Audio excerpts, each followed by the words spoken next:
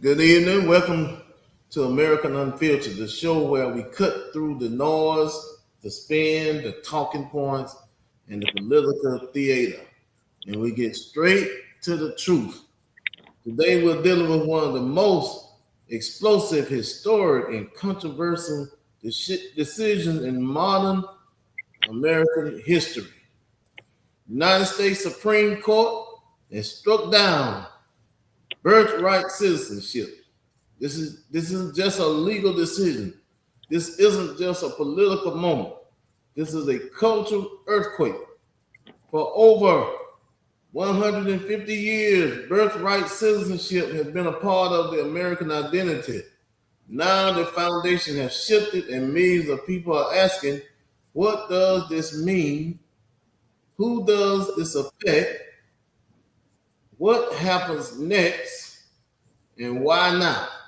Today we're going to break it down unfiltered. Let's go. Let's go. Welcome to America Unfiltered. Overseer Ron.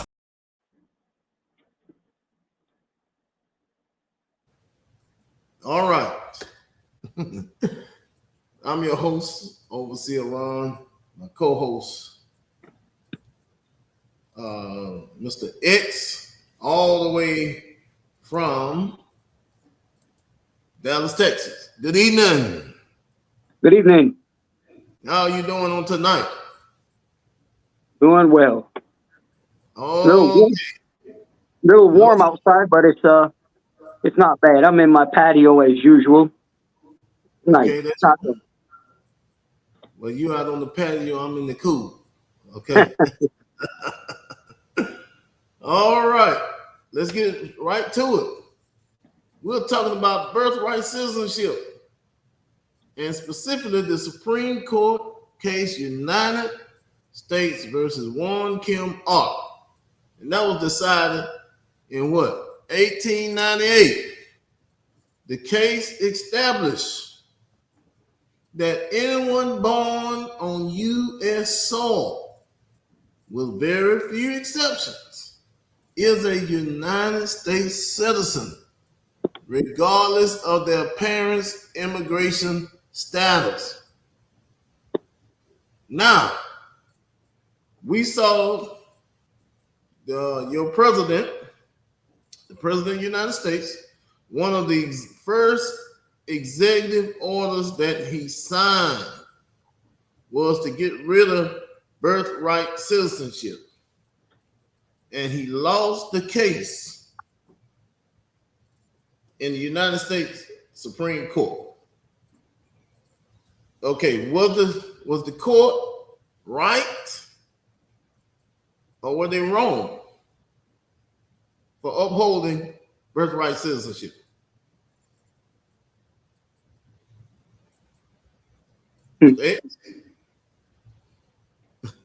Well, there's two ways to look at it. Like I said, let's look at what the 13th and the 14th Amendments were really meant for freedmen, people who were of African descent and were free to become citizens of the United States. It was meant only for those people, not other folks coming in afterwards here the 20th and 21st century. So I think that's why,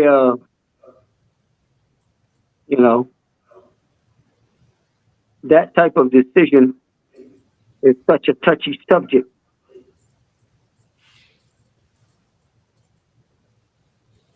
So where do you stand? Do you stand on the side of the president? Instead of what the 13th and 14th Amendments represented, which initially just represented freedmen, people of African descent that were slaves. It was never meant for people who came in illegally and then had children here, as they properly called anchor babies. It was never meant for that. So Okay. yeah. So after 150 years, then you remember this is part of the Project 2025, Hmm. right? This is part of the platform. This is part of what was included in the Project 2025. They're gonna try to get rid of as many people and get as many people out of this country as they possibly could. Why is that? Why do you think that Donald Trump and his cronies and the Heritage Foundation is trying to get immediate as many as people out of this country that they can? If they're not even some black folks, if he had the opportunity to get rid of them too, right? So I'm just saying, why do you think this after 150 years, 150 years, why is this being revisited? He's the only president in 150 years that won't touch this. Why? Are they trying to get as many people out of here as they can?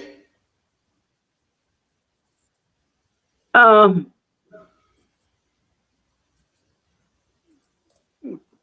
some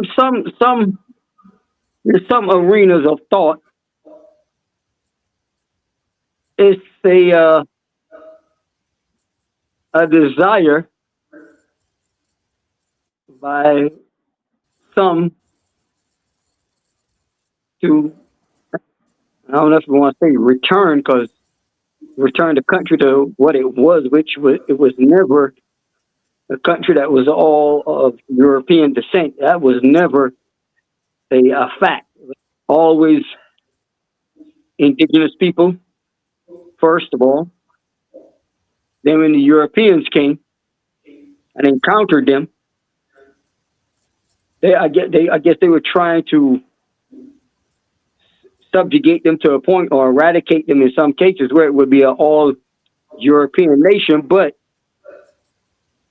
during that period, also you're also bringing other people in illegally by force to do the work that would later make this country a world power, which was chattel slavery. So the country was never a lily Caucasian or a lily white nation. Some people think that, have this romantic idea that they could go back to that, which it never was in the first place. It's just a romantic idea. You're romanticizing something that never happened or never took place and never existed. So if they want that, they'll have to go back to Europe, Western Europe, where they're from, and even then, parts of Western Europe had a large populations of Africoid, Mongoloid, Asiatic people. So that's never even been the case over there. There are pockets in some country where, if you want to say lily white, but again, all of Europe was never lily white to begin with. There was always pockets of African and other Hamitic people there. But yes, that's their fantasy of trying to have this country like that in some cases, and using laws to force certain types of people out. But still, it's not going to be, because you have those that came here that are and that were here before them, that were made slaves and forced into chattel slavery. Those that came during the transatlantic slave trade, and those that were here before that, which you call indigenous people, which you would call some Native American or what have you. Some of the Mongoloid extraction, which is what they call the red man, and also of the Africoid extraction that were here thousands of years before, the first European even knew how to build a boat. So, um, so this push that you're seeing right now, that's strictly for folks coming in illegally, in the last 30 or, 20, 30 or 40 years, that's only, and it's only going to be limited to that. As far as that breath goes, they can never take it to an all white nation because it never was that in the first place. Okay. So what does it? But the 13th and 14th Amendment was never meant for these people that they're targeting right now. It's meant for descendants and freedmen, people who parents and grandparents were slaves. That's what the 13th and 14th Amendments were made for. Not folks coming across in the last 20, 30 years illegally and then having kids. That's not what it's for. Never was. So does does Congress need to rewrite the laws? They're the only one that can write the laws, right? Rewrite the laws. Yes. Yeah, your president can't do that. That's an act of Congress. Okay, well, so why was he trying to use an executive order to do it? He was overstepping his boundaries? And he ran on this because the Heritage Foundation said he has done 55% of the Project 2025. So that's basically why he was trying to do it, because they were trying to round up all these people and get them out of this country. Right. Okay. So he was being told to do this because this was part of their plan. Part of his plan. That's the platform he ran on, and folks that support him. He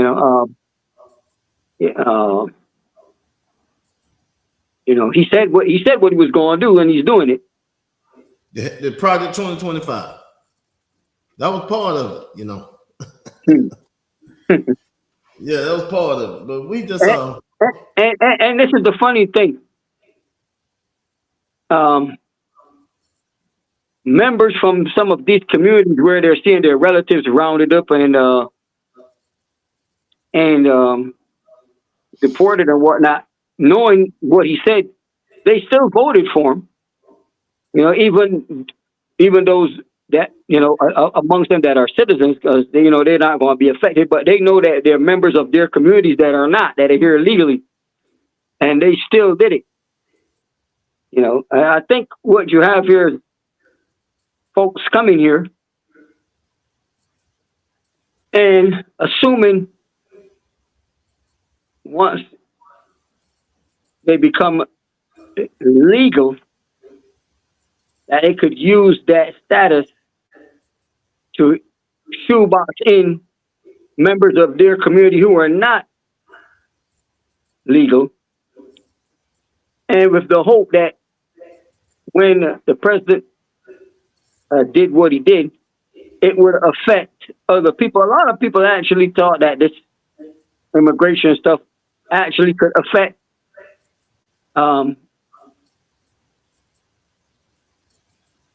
Black Americans who are the descendants of freedmen, or what some say called foundation of Black Americans. They forgot that Black Americans are citizens. They are citizens. And those amendments meant them. So Black Americans can't be deported, but a lot of people actually thought by voting for Donald Trump that Black Americans were going to be included in that lot, because a lot of them came here, first of all, wanting to associate and align themselves with the white power structure. And because of how some of them look, have a lighter complexion, the texture of their hair and whatnot, they wanted proximity to whiteness, and they thought that voting along those lines, right, would hurt the Black masses, meaning foundational Black Americans or freedmen or whatever you want, descendants of slaves. which it would never affect them because they are citizens. You see, that's the big catch. You know, they let their prejudice get the best of them at the voting booth. Just like your affirmative action with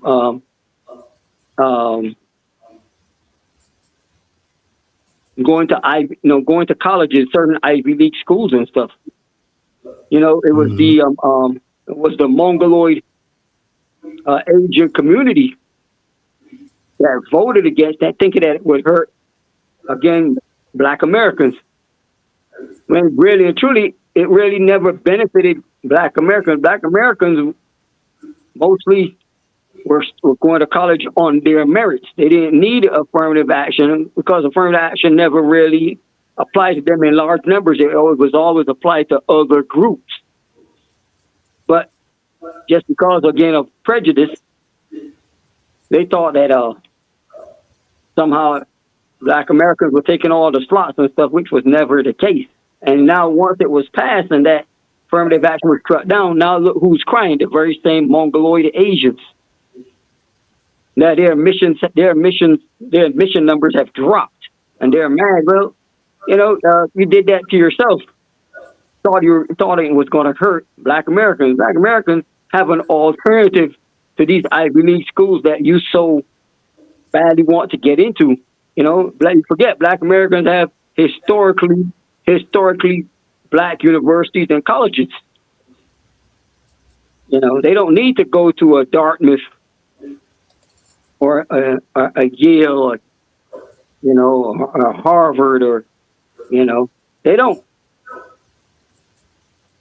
They have Howard, Grambling State, my alma mater, Jackson State University, University of Arkansas Pine Bluff,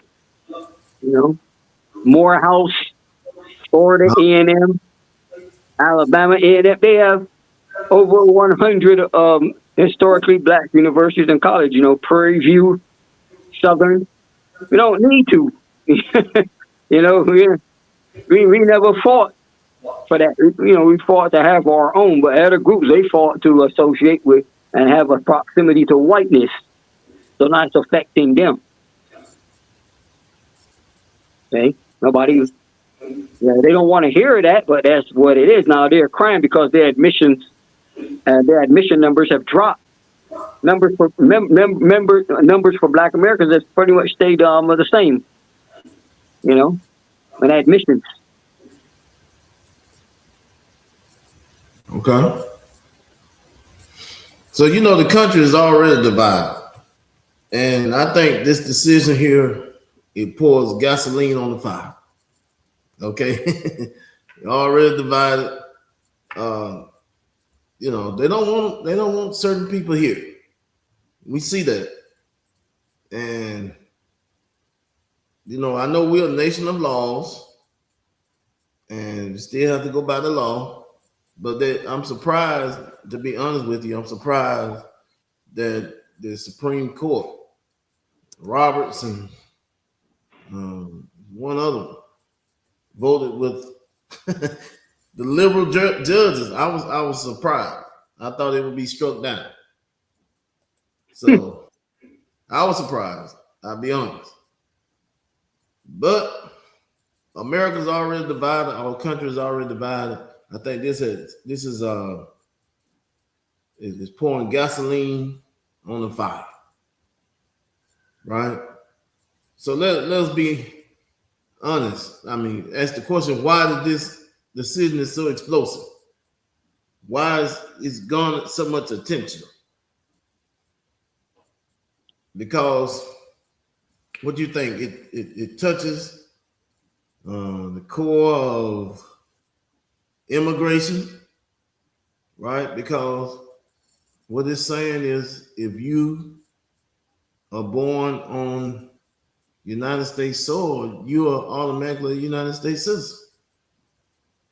So that touches immigration, right at its core.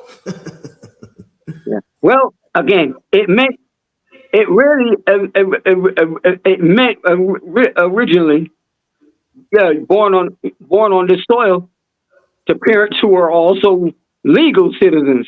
Now, folks that came in illegally. Okay. Yeah, that's the kick right there. Yeah, you're born on the soil, but your parents are legal or legal. So that's the point that that has to be looked at. So if you're coming in here illegally and then using a loophole that wasn't meant for you, you're having babies, because the loophole said born on this soil, then there's a problem because you came in illegal. You broke the law. Mm-hmm. You can't go to any of those countries and do the same. You'd be kicked out. Right. So you think that the Supreme Court got it wrong?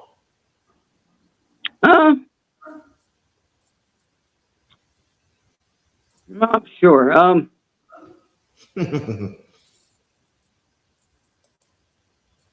think that sometimes the Supreme Court makes decisions based on the general atmosphere for the majority, whether right or wrong.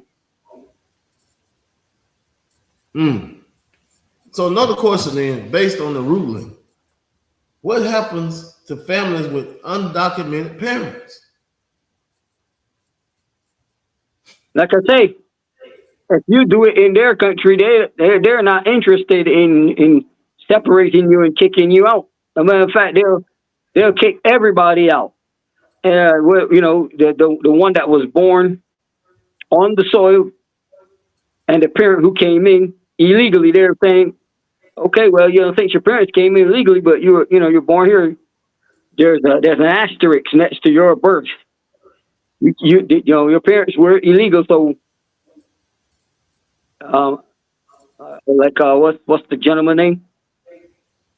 The czar, the immigration czar, Mr. Holland. Is that his name? Tom Holland, I think. He said they'll deport all of them, parents and the children. They're not going to break up the family. They'll just deport everybody, the whole family. So the decision was based, of course the kid is innocent. He had nothing to do with it, but because the parent broke the law, they're going to have to suffer the consequences along with the parent. Okay, let me ask you a question then. If they would have upheld Trump executive order, right? People that have been here all of their lives, pretty much, some of them have, and his executive order says to get them out of the country, but they have lived here all of their lives. Would that be right? Now, just think about that. According to the law, if you've been here 20, 30 years, but you came illegally, yeah, it would be, according to the law, it would be correct. You still broke the law. Wait a minute. Doesn't matter if you were working and paying taxes and stuff. You came illegally. That's the point. Here for 30 years. Yeah, 20, 30 years. They was born on U.S. soil. Been here all their life. Mm-hmm. Now, according to what he was trying to do, is that they've been here all their life, but still, even though they were born on U.S. soil, their parents was here illegal, so let's kick them out. What if somebody been here 50, 60 years? Been living in the United States all this time, and all of a sudden after 60 years, you got to go? According to the law. Well, but I think that's what they was supporting. I think. Yeah, that's exactly what they were saying. Yes, that would be chaos all over America, right? How many people have been here and have been born on American soil, right? If their parents were here legal or illegal, So you're saying that people have been here all those years, now you got to go? And it's happened. A lot of people have been deported like that. It has happened. It's happened. It's not like it hasn't happened. It's happened. But let me ask you something. Is this not? I know it's illegal. You talking about legally, but Right. is it not a human issue? Ethically, if you're looking at it ethically, it's a hard pill to swallow. Ethically, 'cause, Yeah. yeah, no doubt about it. Ethically, it's hard, and it's like, man, it's unfair. It's not right, but you know, ethically and the law, two different things. So did the kids break the law though? They were born here on U.S. soil? Did they break the law? Because they were born here on But U.S. soil? one of the kids' fault is the parent. It's all the burden is on the parent. Okay. So But why because of the parents' illegal action, the kid now falls under that umbrella. I know it's ethically. what are they 60 years old? Parents going on. Right? Yeah, right. Okay. What if they've been here 60 years and the parents going on? What do you Then think you about know, then the law, then the law is going to look at it and say, wait a minute now. You've been here 60 years, and you never tried to become legal. Well, Your some first, of them are here legal. They become legal. No. This is what was happening.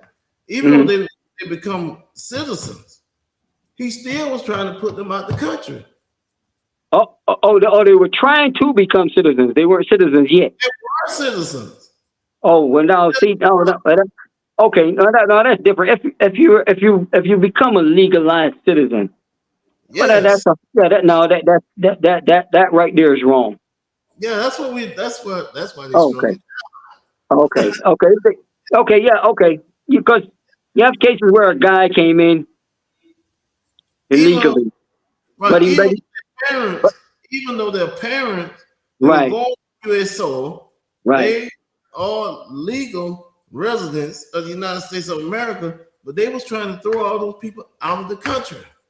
right. Oh, that there is going to cause a chaotic scene, and that's going to cause a lot of calamity and trouble. Yes. Yeah, now, what I thought you were saying is a person being here for decades and not even trying to be a citizen. You know, yeah, okay. But if you made it a point to become a citizen, and now you're a citizen, well, that's a whole. At least, yeah, you came in on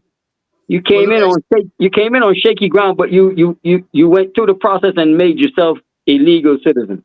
Well, let me ask you a question. They did not say if you are born on American soil that you're automatically a U.S. citizen. Yeah, but then you go back now to who that was meant for. Initially, it wasn't meant for folks coming in here, but they was via illegal parents. They were talking about parents that were here, that were brought here against their will. Slaves didn't come here through sneaky means. Slaves were brought here against their will and made to work and be the burden bearers to build up this country. Their children earned that right because they didn't come here illegally. They were brought here against their will. Folks who are talking about came here of their own free will, illegally, then had kids. It's a big difference. So let us back up. The 14th Amendment was created to protect formerly enslaved people, guarantee citizenship, prevent states from denying rights, establish equal protection. It was a response to injustice. Over time, courts interpreted to include children of immigrants, children of non-citizens, children of undocumented parents. All right. over the time. So it was the courts interpret this. Okay? the courts is the Yeah, the court said, as you said, the court said immigrant, meaning legal immigrant. children of immigrants, children of non-citizens, right? Yeah, immigrant, legally coming in, legal immigrant. Even children of undocumented parents. So if they were born here, they are U.S. citizens. That's what they declared them to be. But just think about how many people is born here of undocumented parents. Yeah, that's millions of them. Yes, millions of them. Yeah. So why now? Do you know how much chaos he was going to start?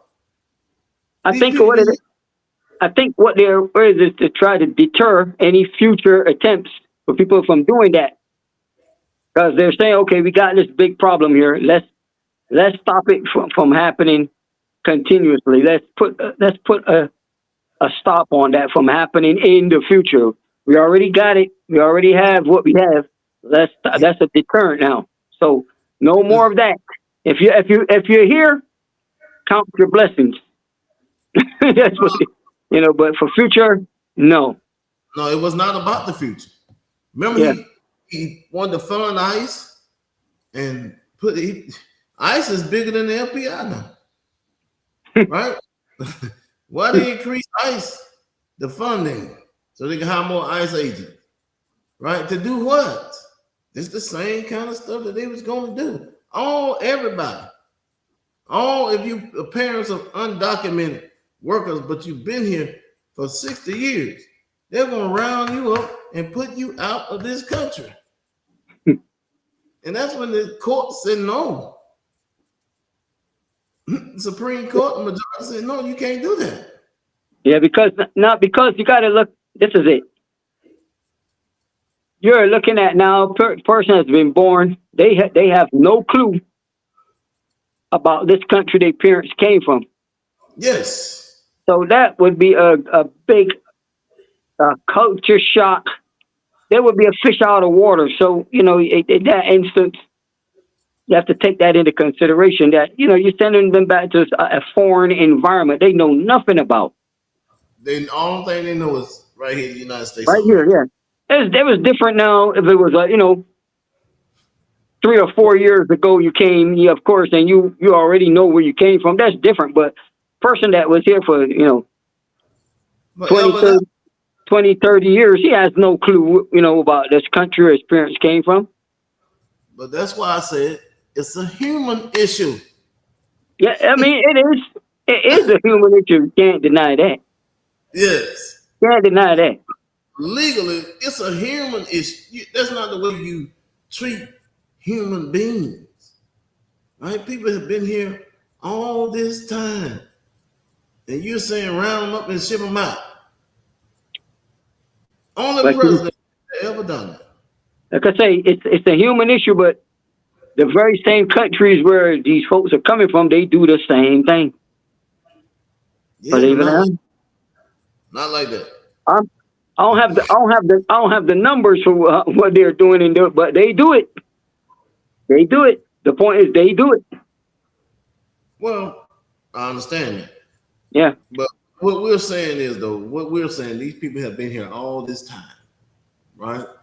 They have been here all this time. And now he comes along and want to mess with them. No other president messed with him. Did they? Well, Obama, he round some illegals up. He round more illegals up and got them out of here, but he did it with all this. Yeah, it was more subtle and more subdued. Yes. You have a guy who is not a glory hound or an attention grabber compared to a guy who is a attention grabber and a glory hound. So that's the two different personalities you're dealing with when it comes to Mr. Trump or Mr. Obama. Yeah, but look at what's going on in the country right now. We got the country just polarized. Okay, you got immigration debates going on. It's already hectic. Border patrol, pressure of that, you know, economic anxiety and all that. Now they poured on all of that. They added on birthright citizenship. See what I'm saying? It's just chaos.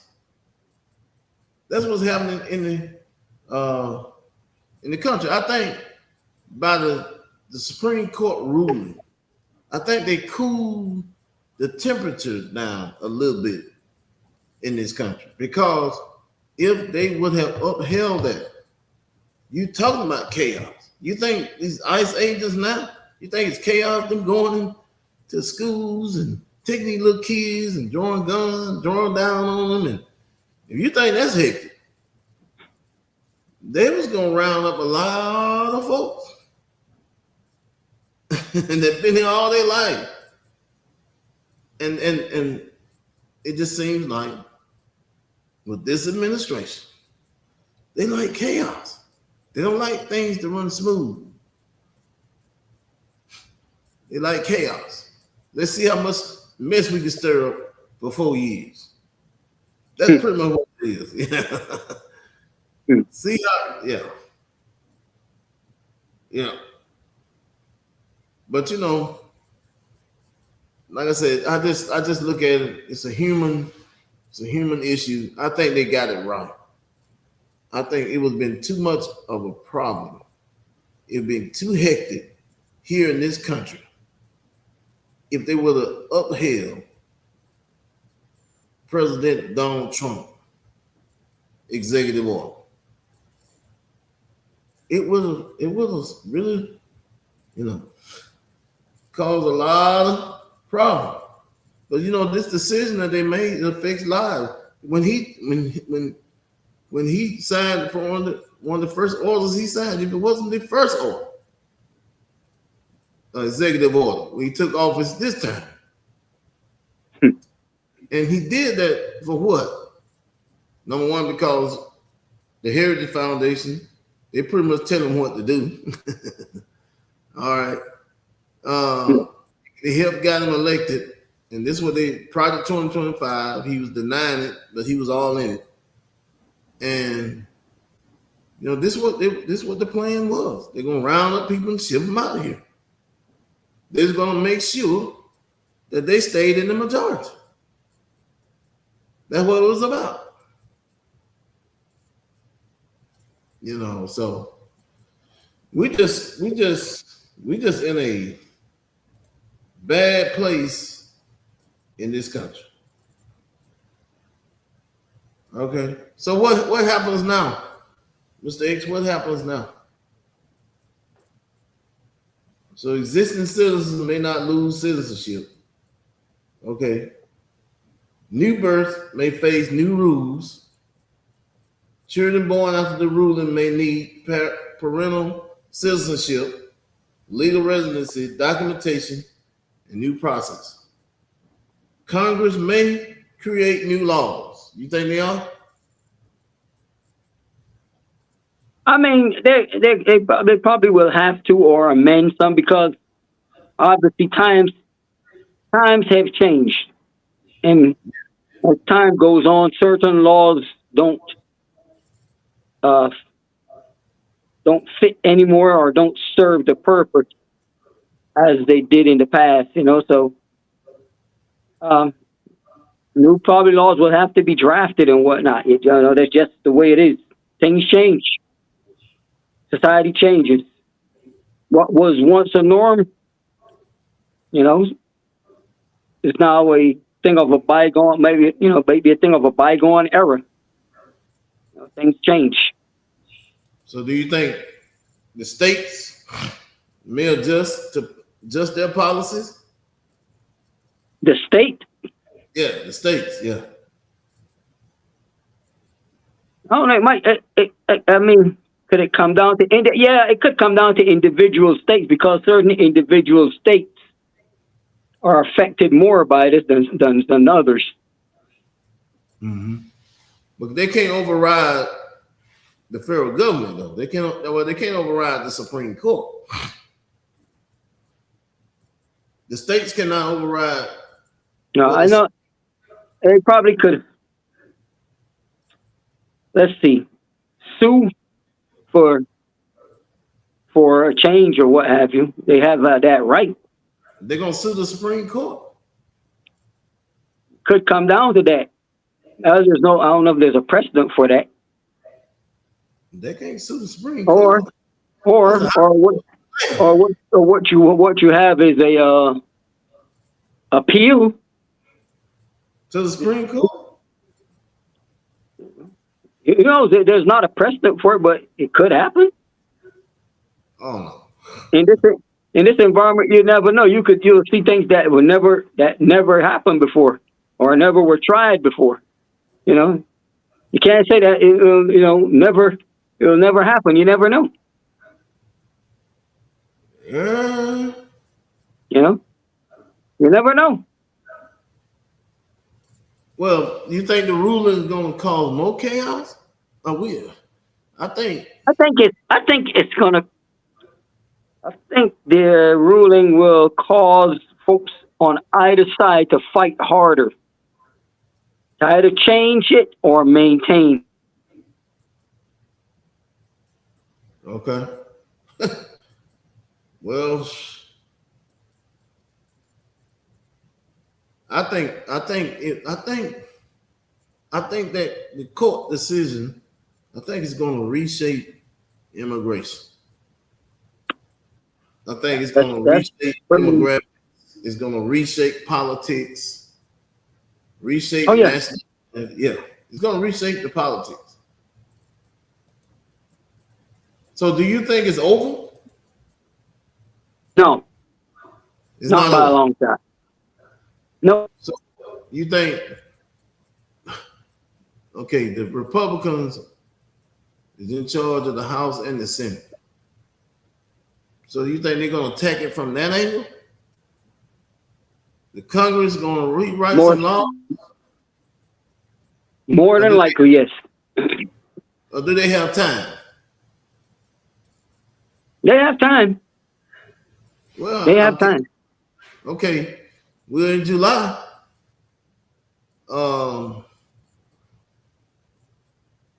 Midterm elections is in November. Mm-hmm. So how long would it take for them to rewrite some laws? I mean, listen, if it's important and serious enough, they can do that. They can do that in a few weeks or even shorter. They have the wherewithal to do it. They'll do it in a short space of time. Believe me. But there are some Republican congressmen. See, Donald Trump is already. I mean, they already have a narrow majority. So those ones that he ran against, that will be leaving Congress this time, Republicans, they're not going to vote with Donald Trump pretty much on anything. They're not. It's going to be interesting to see. They wouldn't. Yeah. If they tried it right now, they'll fail. It would not make it out of Congress. Because remember, he ran against Massey, and the guy out of Texas, and he ran against some of them, and they lost. They lost their bid for re-election. So right now they like lamed up. They're not going to vote for anything that he wants. They're not. He ran against them.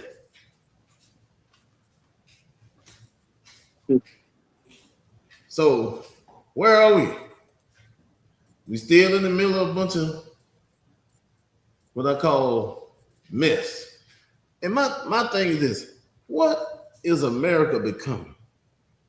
What do you think? I know nothing new under the sun, but what is United? this Well, I don't say. I always try not to use the word America because that people get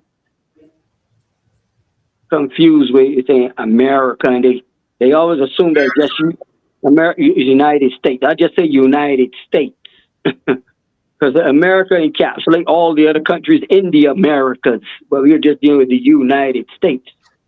I have to always remind people just to use that United States.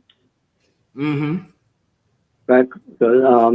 America is the whole Western Hemisphere, the Americas. So the United States is becoming, in some instances, a mirror image of ancient Rome, Mm-hmm. decaying from within. Mm-hmm. You know. Yeah.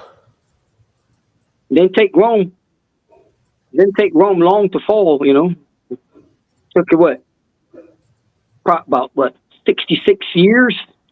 Mm-hmm. It started in what the year six. Let's see, Okay. 570, 510, Okay. and actually came to a collapse and fell in the year 576, which is the 6th century AD. No. No. Um, 410 to 476 Mm-hmm. AD. That's a period of 66 years. Mm-hmm. So that's the 5th century AD. 66 years. And starting with the incursions by the Goths, the Germanic tribes, like the Goths, the Visigoths, the Ostrogoths, who were along with other Europeans running from a external threat, which were the Huns coming from the east. So that caused all these other tribes who were all under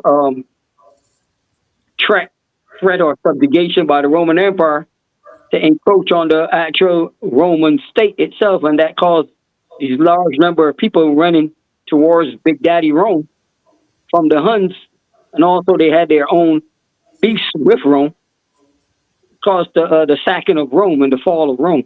Eventually. So we have similarities here in the United States. Mm-hmm. Yeah. Mm-hmm. Well, my question is tonight, what does it mean to be an American? What does it mean? We the land of the free. Really? I mean, it sounds good, but that was never the case since the Mm. founding of the country. Because the land of the free, who were free? Not all were free. Yeah. Sounds good when you say it. Rolls off the tongue real nice. Mm-hmm. You What know, does but it mean? What does it mean to be an American? What does it, it mean? it, it has different meanings to people who are here. To each group that was here during its founding, or before its founding. Different meaning altogether. Okay. Well, when we look at here in the United States of America, it's so divided. Political parties, churches, everybody's divided. It seems like it's a doggy dog world in this country we live in. Everybody's thought. Country has never been unified, even in wartime. When you had a country collectively behind a war effort, such as say more recent people can like World War I, 1914 to 1918, or World War II that lasted from 1939 to 1945. For the United States, it was from 1941, 1945, but it still wasn't a unified country because with black service members that served this country overseas in both wars. They still had to fight not only the enemy forces of Europe, whether it was the Germans or the Italians in Western Europe, or the Japanese in the Pacific, but they also had to fight their own white counterparts, with their prejudices and whatnot, and segregated army, the Navy, Air Corps, Marines. So even in wartime, there was never unification. Okay. So well, I don't know why people are shocked. Well, It was never unified. Well, I think the Constitution was never to bring unity to this country anyway, because you have freedom of religion. Everybody's got a right to go believe whatever they want to believe, right? And you got all these different religions, and I think they take this right to bear arms. I think they take that too serious. I think that's a problem in the United States of America. And you want to know why the gun violence is, all these homicides and the access to guns is so, But the country once settled by Europeans was founded on violence. Yes. It was founded on violence. So we're gonna always have violence. It was founded on violence. That's how the East Coast came into the possession of the early settlers, through violence towards the native peoples of the East Coast, and that's how the Western territories were, as they say, how the West was won. Mm-hmm. It should be how the West was lost, coming from the side of the native tribes. That should be the heading: how the West was lost, not how the West was won. How the West was lost. It was, if you want to say it was won, it was won from the European settler side at the tip of a Colt 45, a Winchester rifle. That's how it was won. Along with starvation, genocide, and smallpox and whatnot. Biological warfare. That's how it was won or lost from the Native American standpoint. Giving people blankets. That was laced with what was it? The chickenpox or smallpox virus. Watch them die because their immune system wasn't used to that type of virus coming from the Europeans. Mm-hmm. Killing all the buffalo, killing millions of buffalo, almost driving into the level of extinction just to starve the natives, knowing that that's what they depended on.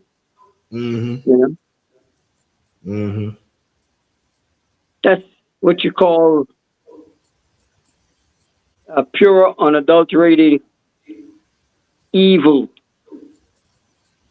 And they're going to claim that it was done by divine providence, that it's God that told you to go out and subdue this land. No, it didn't. No such thing. A sorry excuse. So, will the midterms make a difference? Everybody's talking about they're waiting on the midterm. They're waiting on the midterms. Democrats get back in power. They're hopeful that the Democrats get back in power. Right? Will that make a difference? No. Well, can we admit it does matter who the president of the United States is? Do you believe I that? tell, I say this.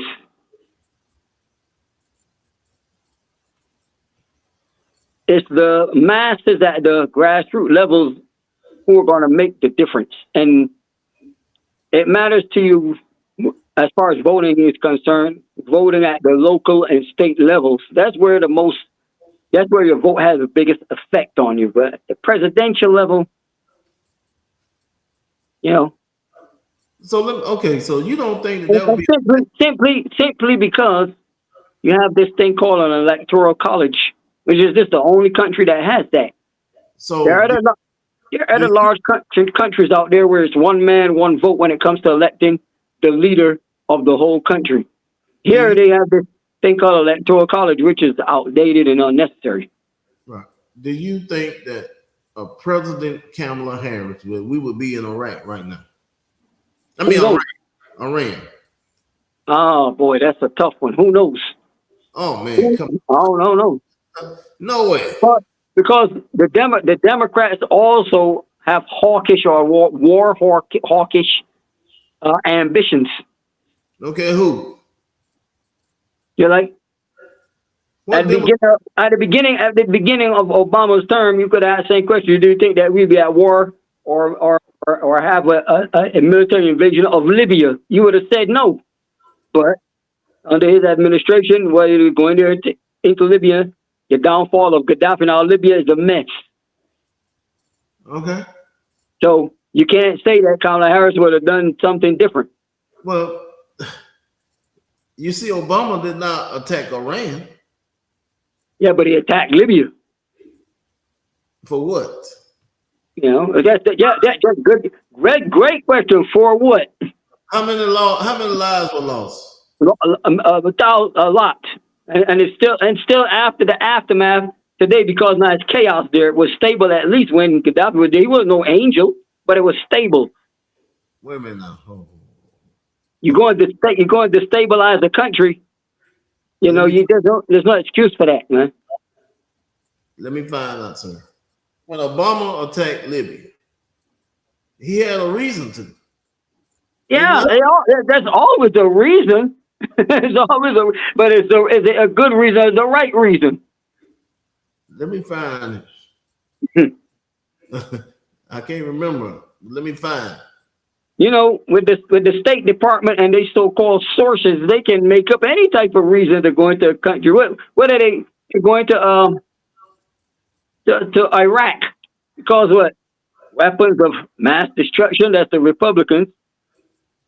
Oh, I mean that's something. You know, and there were no weapons of mass destruction. They knew that. Yes, they knew that. They knew that. Yeah. So they made Colin Powell look like a fool, a respected man, because they knew Americans respected him.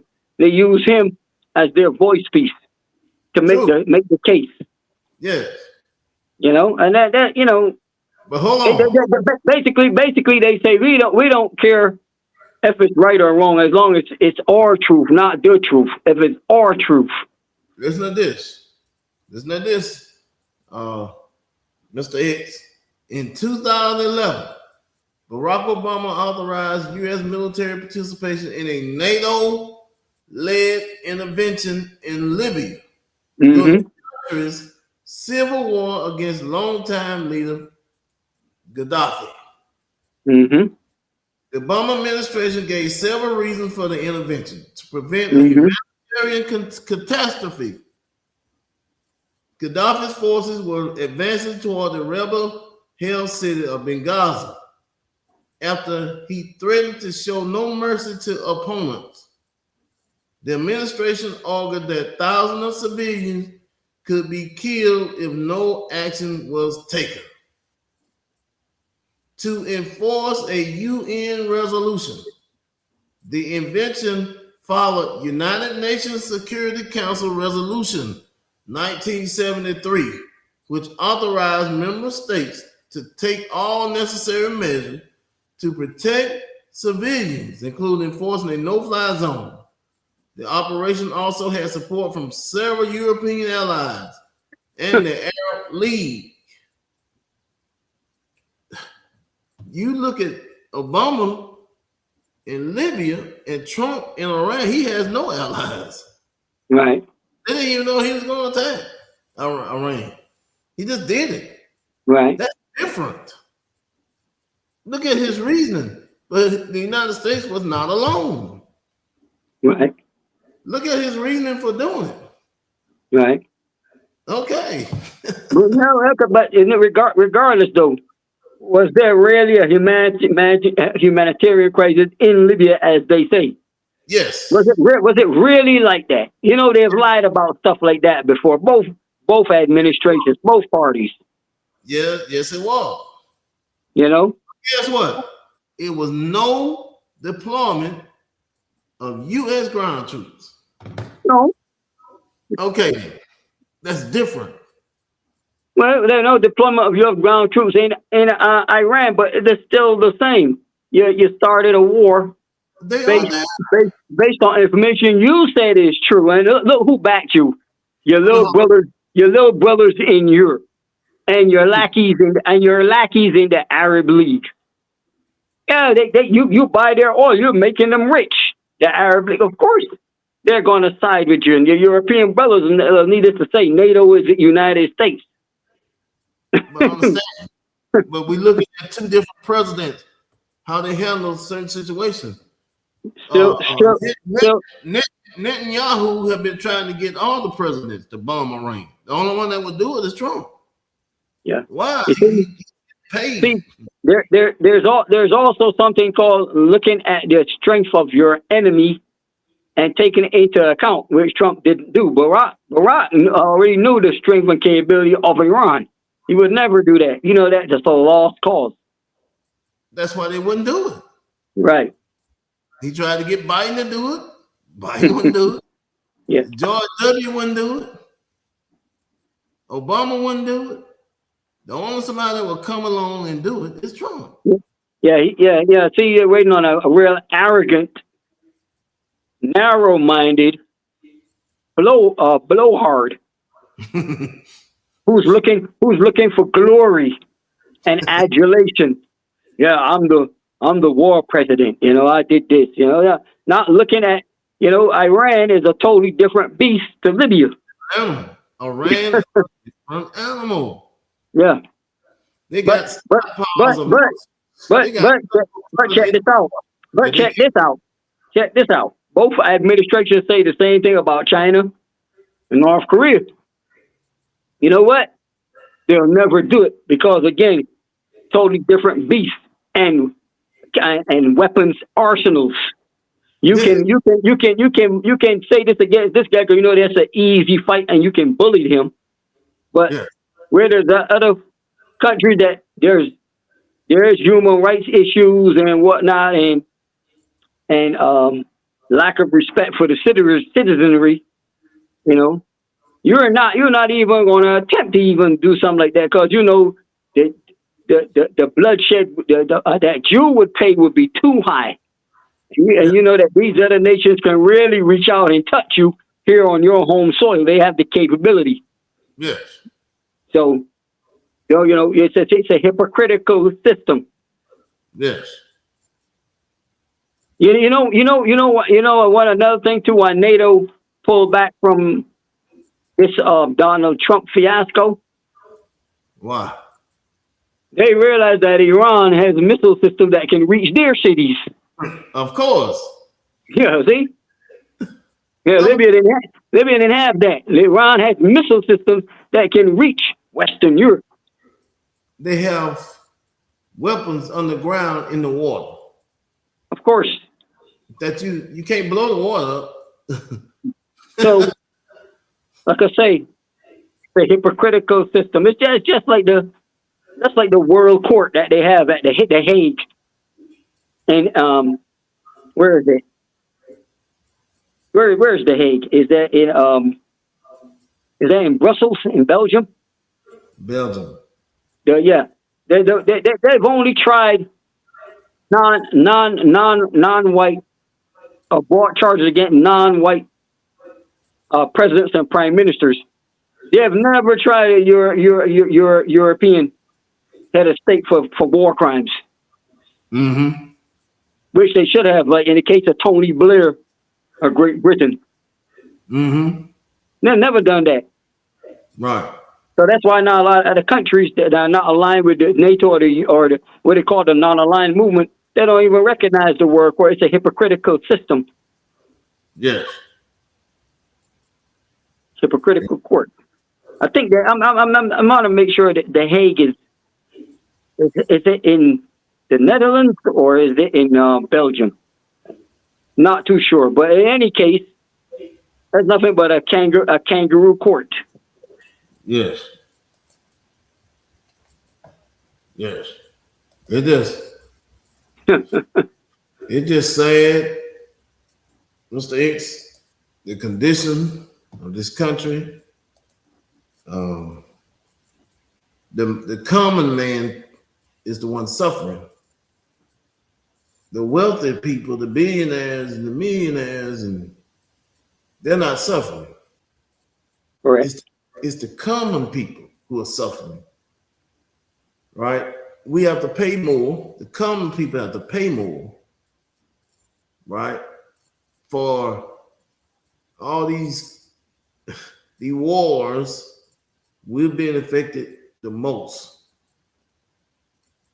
Okay, and what about the people that these gas prices and food prices are affecting? You know, but they don't care. I remember during the Bush administration, there were people crying out because the economy was bad and folks were having to work multiple jobs just to make ends meet. And one lady at a town hall meeting was sitting next to President Bush, expressed her pain and suffering at having to work, 2 jobs and whatnot just to make ends meet. And you know what? What his response was? He didn't even empathize or sympathize with a woman. He said, "That's what I call being a real American." That was not what the point she was trying to make. Yes. But that was his response. They had no clue. Yes. They had no clue. So eventually it's going to take the masses of people to make the change for themselves. Because if you think that your solution is with upper government, you are sadly mistaken. It's not. Nah. It's not. Government ain't solving no problem. Both parties. It's not. I refer to them as different branches from the same tree. I call the Democrats Demopublicans and the Republicans Republicrats. Same thing. Okay. Just different modes of how they go about doing things. It's the same thing. Okay. Well, let's recap on tonight. The Supreme Court decision, birthright citizenship, is historic, emotional, and deeply impactful. But remember, understanding is power, awareness is protection, truth is liberation. So we're going to leave it there tonight. We're going to say stay informed, stay aware. Okay, stay informed, stay aware, and stay unfiltered. And we're going to leave it right there. We're going to say good night, Mr. X. And we'd like to thank we'd like to thank everyone for tuning in on tonight. Good night. Overseer Ron. Let's tell the truth.